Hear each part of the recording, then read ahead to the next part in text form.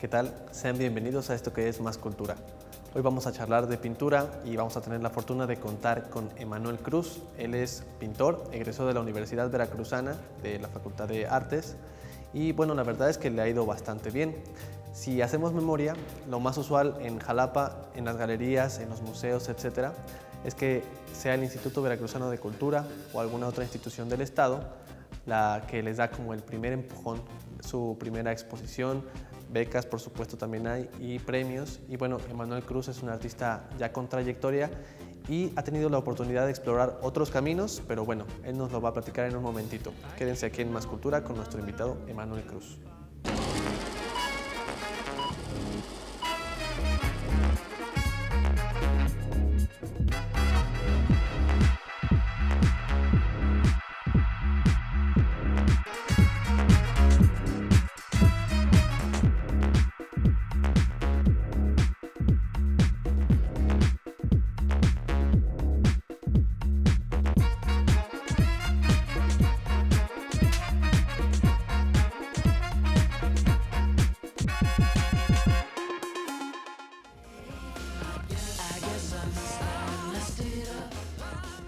El artista suizo-alemán Paul Klee, precursor de la abstracción, el surrealismo y el expresionismo, compañero silencioso de generación de Matisse y Picasso, fue compartido con el público en la Galería Tate Modern de Londres, con la colección Paul Klee Making Visible, donde se reflejó en 130 obras la complejidad y variedad del artista, recogiendo 3 décadas de evolución de su extensa obra, a través de óleos, acuarelas y dibujos. En las primeras salas del museo se ofrece un contexto de sus primeros años en Múnich, los años álgidos del arte abstracto en Europa. Posteriormente, la época en la que el artista daba clases durante los años 20 en la Bauhaus, para continuar en los años 30, cuando los nazis le destituyeron de su posición como profesor y se refugió con su familia en Suiza, así como la evolución del autor en los años de entreguerras, cuando trabajaba en solitario y producía cuadros pequeños cuando nadie le veía y desarrollaba su lenguaje abstracto. En fin, esta exposición, a decir de la crítica especializada, fue la mejor oportunidad para disfrutar la obra del artista en toda la historia.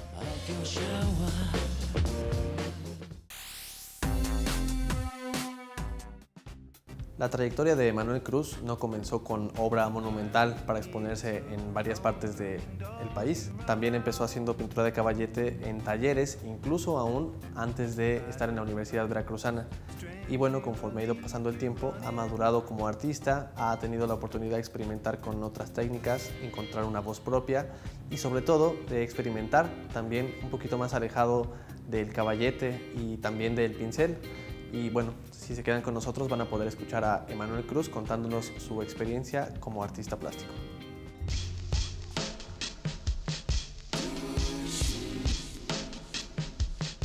¿Qué tal, amigos de Más Cultura? Estoy charlando con el pintor Emanuel Cruz. Ustedes ya han visto su obra, él es bastante famoso aquí en la ciudad de Jalapa. Y bueno, si les parece vamos a charlar un poco de esta idea que hay. Yo creo que, Emanuel, si uno ve tu pintura, la palabra que nos viene a la mente es hiperrealismo. Y bueno, por supuesto que hay algo de eso, pero tú has encontrado formas de innovar, de seguir como jugando, experimentando, por llamarle de alguna manera, en el caballete, en la forma de mural, con body paint. Ya el hiperrealismo, ¿cómo lo puedes llevar como al extruirlo al siguiente paso, que interactúe con otra cosa? ¿Cómo nació, por ejemplo, lo que has hecho con este mural que está aquí en Jalapa, en Enríquez? ¿Cómo va eso? Sí, bueno, la pieza que está aquí en Enríquez se llama El Túnel del Tiempo, es saliendo del pasaje Enríquez y la calle de Enríquez, y bueno, lo que retrata es una fotografía antigua de 1903, en donde la idea era comparar como los tiempos, ¿no? O sea, que al momento de ver esta pieza, pues nos imaginésemos, ¿no?, cómo era el Jalapa antiguo, ¿no? Y también, bueno, esto era un ejercicio para también pues crear un poquito, ¿no?, digamos, de conciencia en cuanto a un presente, y entonces al mismo tiempo el futuro por consiguiente sale, ¿no?, emerge, ¿no?, o sea, sale esa pregunta.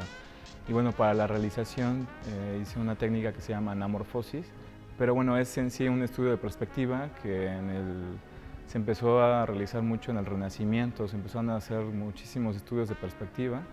También estos puntos de fuga de repente se disparan a diferentes partes y se genera una poliangularidad, ¿no?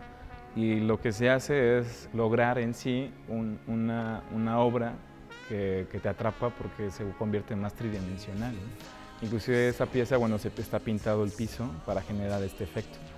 Y después todavía se potencializó más en un encuentro nacional de maquillaje corporal, y entonces maquillé a una muchacha y la idea era, todo su vestuario era también de esa época, ¿no? De 1903, pero también tenía intervenciones como de tatuajes, y era como hacer pues hablar también como de elementos contemporáneos, o sea, de repente emerge, sale y se llena como de esta realidad, ¿no?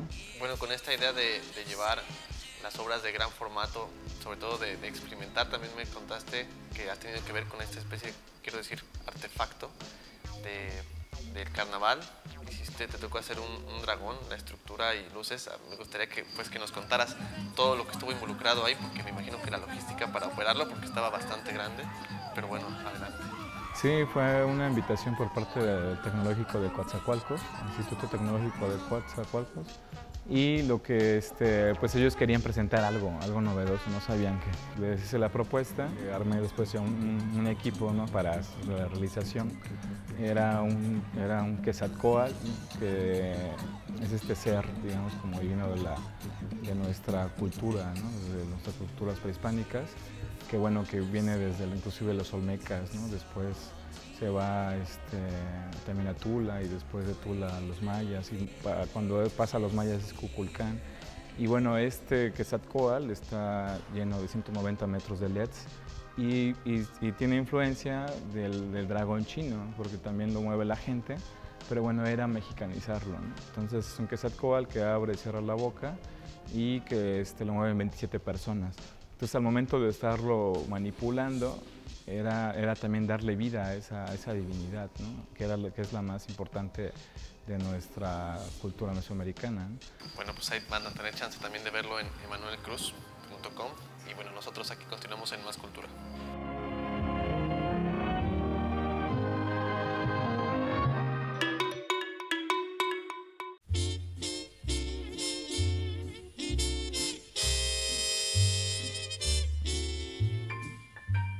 Rufino Tamayo fue uno de los pintores mexicanos de mayor importancia durante el siglo XX.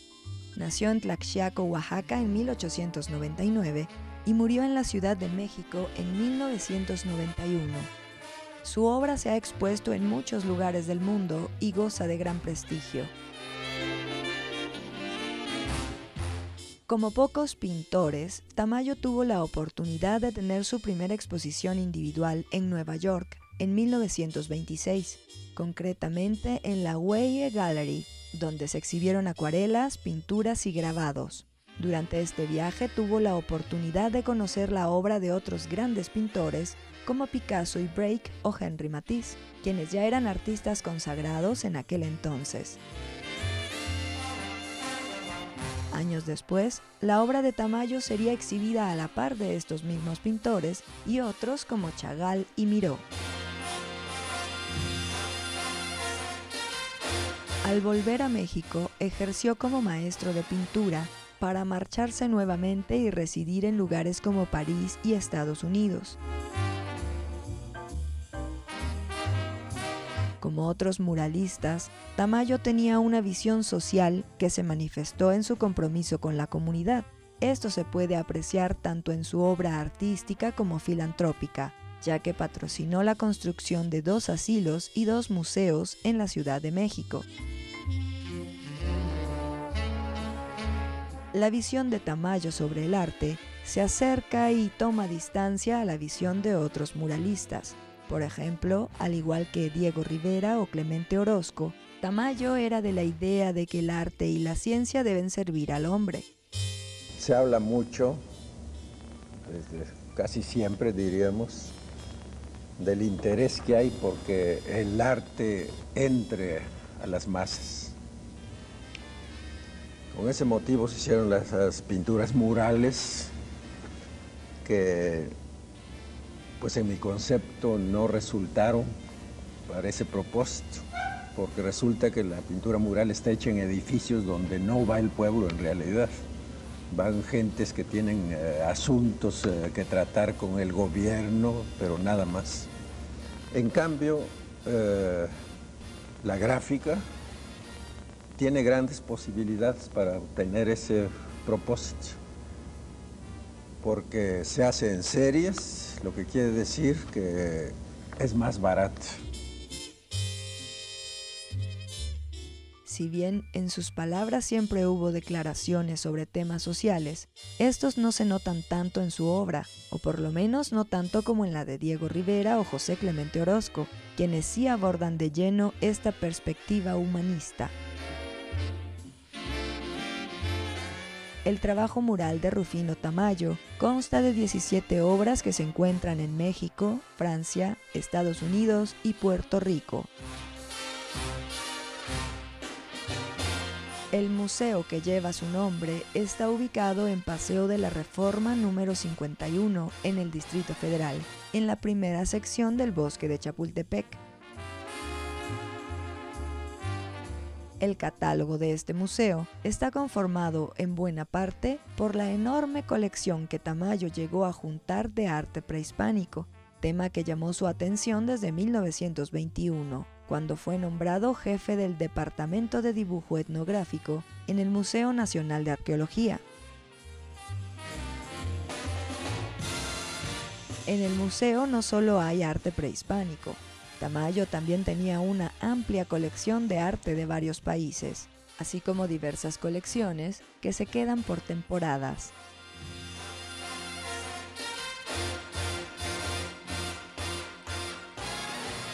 La vida de Rufino Tamayo estuvo marcada por la nostalgia. No solo fue huérfano desde muy temprana edad, sino que jamás tuvo hijos.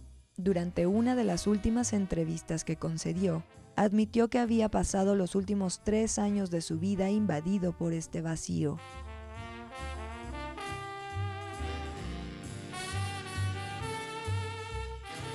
Sin duda, la obra de Tamayo fue ampliamente reconocida durante su vida. Fue un personaje querido por su comunidad debido a su talento y a las obras que realizó destinadas a celebrar y promover el arte. Hasta la fecha, se le considera uno de los grandes de la pintura mundial.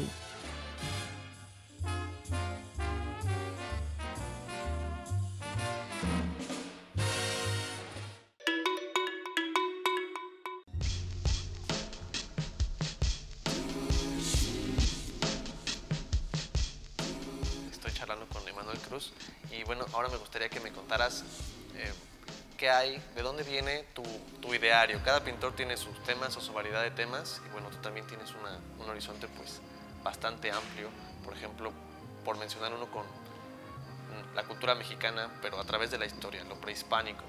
¿Eso tuvo un efecto en ti en algún momento de tu vida o cuál es la idea de continuarlo representando? ¿Por qué te marcó? ¿Por qué está en tu obra?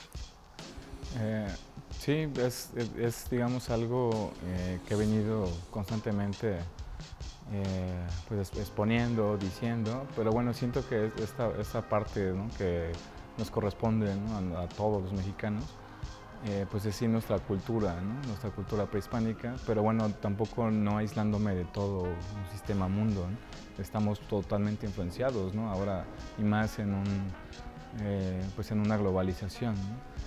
Entonces, digamos, es como amalgamar mucho de estos conceptos y para nada presentarlos como algo antiguo, ¿no?, sino que más bien presentarlo como algo vivo, ¿no?, que es parte todavía de nuestra piel, ¿no?, o sea, que la gente realmente lo sienta, que lo encarne, ¿no?, que no es algo, digamos, de nuestro pasado, sino que sigue siendo más que nunca vivo, ¿no? Y bueno, en México también tenemos muchos rituales, ¿no?, que también a partir de la sí, de haber una intervención en el cuerpo, entonces hay una transformación.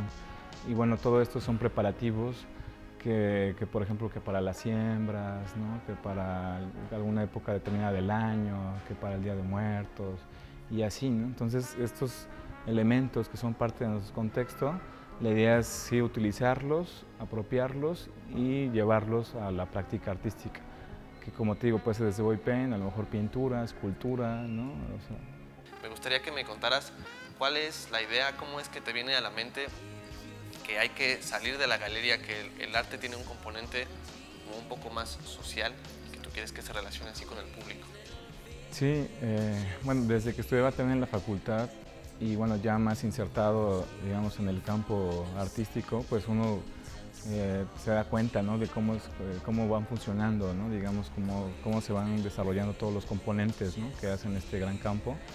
Y bueno, veía de que hay muchas veces que las galerías, pues sí, desgraciadamente hay muy poco público, ¿no? O sea, bueno, hay inclusive hay autores que dicen, bueno, es que pues el arte no es como para las masas, ¿no? O sea, el arte requiere como si pues, previamente un capital cultural para poder entender, ¿no? Ciertos códigos y entonces poder acceder, ¿no? A las galerías y poder entenderlo, ¿no? Pero pues yo como que no comulgo tanto con esas ideas y más bien...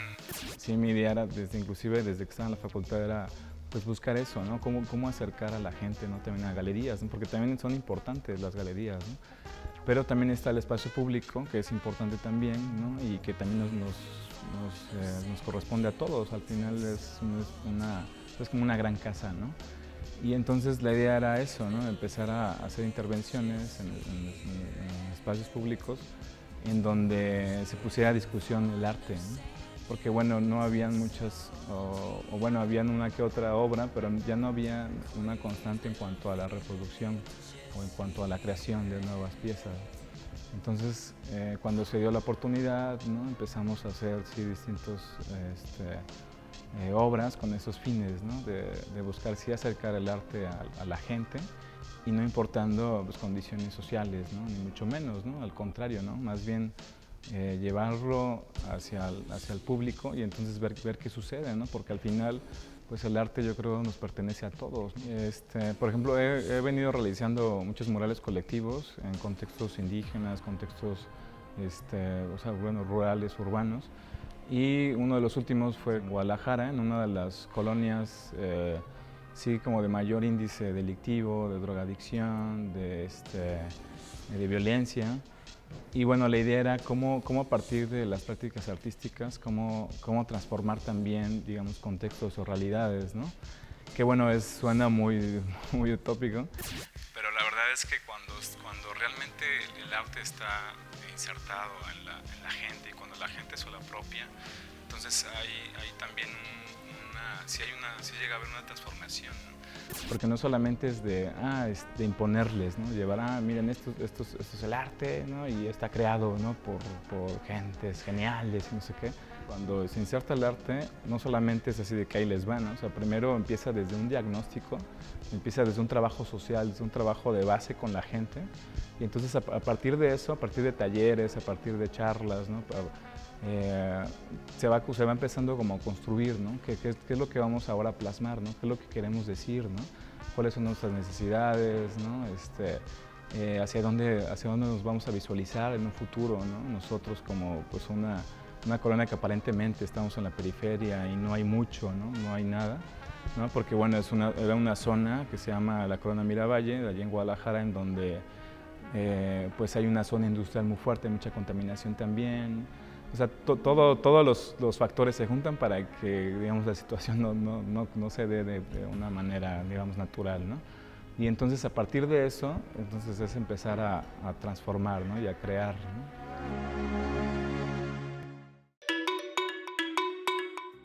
Emanuel Cruz ha expuesto en varios lugares de la ciudad de Jalapa, la Carlos Fuentes. Actualmente el trabajo de rehabilitación del Mercado Jáuregui, pues él fue responsable y tuvo mucho que ver con eso.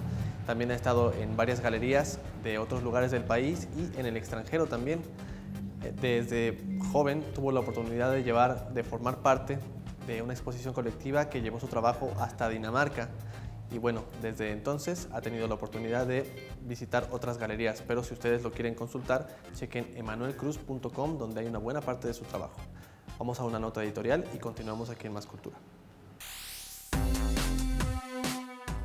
Hemos comentado que el grabado ha sido una herramienta en diferentes etapas de la historia del arte o de las etapas de las sociedades cuando se vuelven contestatarias, una herramienta para denunciar, una herramienta para evidenciar una crítica hacia el sistema.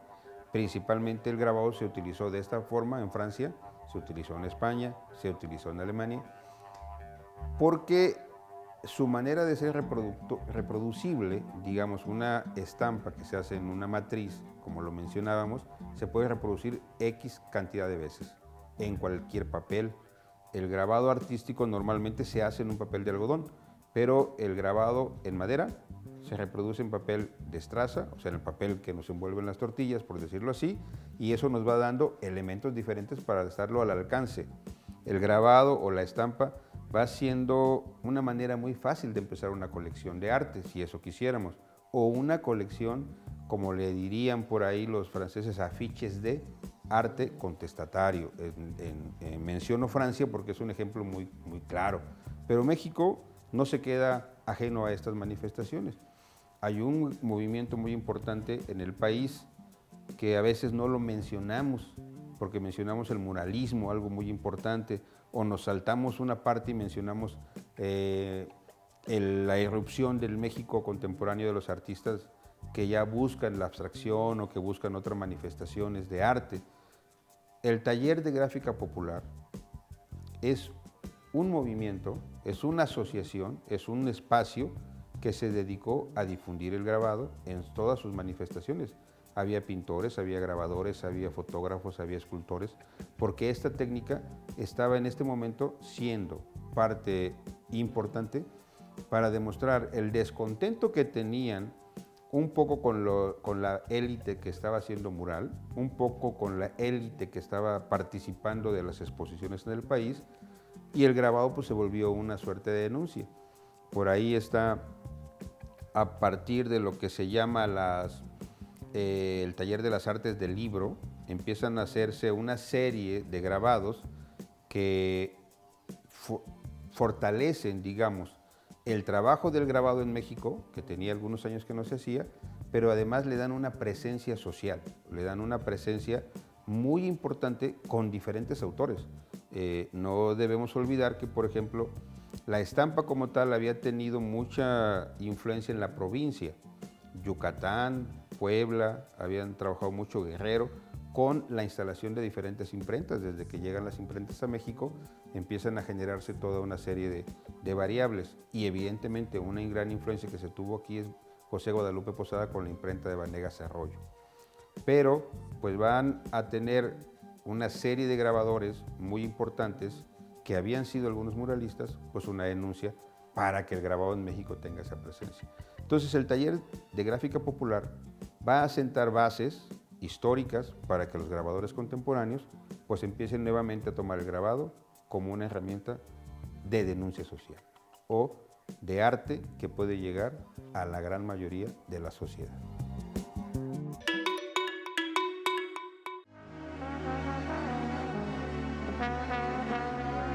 Y bueno, ¿qué más hay en tu repertorio también de técnica? Lo que conocemos pues fácilmente es lo que hay en la calle, el mural, pero ¿con qué más has experimentado? Bueno, mucho con sí, el muralismo, y bueno, ahorita hicimos Quetzalcóatl que te contaba. También he hecho escultura, escultura así, incluso monumental, arte multimedia, también hemos hecho algo, y bueno, también inclusive con la orquesta sinfónica también, algunas veces he estado haciendo cuestiones de utilería, cuestiones de producción. Y pues un poco sí abierto al campo, ¿no? Bueno, una pregunta que yo me imagino que a más personas además de mí les da mucha curiosidad, pues ya teniendo como todo este repertorio, esta capacidad grande para producir, pues los pintores viven de algo, ¿no? Uno puede ver en tu página diversas exposiciones. Si buscan también las noticias de Emanuel Cruz, pues por ejemplo esta exposición en Dinamarca, algunas que han sido expoventas también, para que nosotros nos hagamos una idea cómo funciona esto como industria, como modus vivendi. Pues es muy, digamos, como importante el estar siempre constante, ¿no?, en el trabajo, y creo que a partir de esto es como también se logran resultados, ¿no? Pues he estado sí haciendo pues muchas exposiciones, mandando obra inclusive al extranjero, conectándome también a ferias internacionales, a concursos, trabajando con instituciones públicas. Y bueno, el estarse, digamos, insertando en diferentes sectores, pues eso también, digamos, va como abriendo caminos, ¿no?, a lo que es el trabajo, a lo que es la creación. Y bueno, a raíz de esto es como de repente te van solicitando, ¿no?, que puede ser desde un particular que quiere, por ejemplo, un retrato, o puede ser hasta un municipio, un estado o un país que te piden una obra, ¿no?, para su lugar, para un edificio y así, ¿no? Entonces yo creo que chamba, así no paramos. Pues ahí lo tienen, la pintura definitivamente no es como de que deja, de que se puede. Muchísimas gracias, Emanuel Cruz. Gracias a ustedes por la invitación. Quédense aquí en Más Cultura.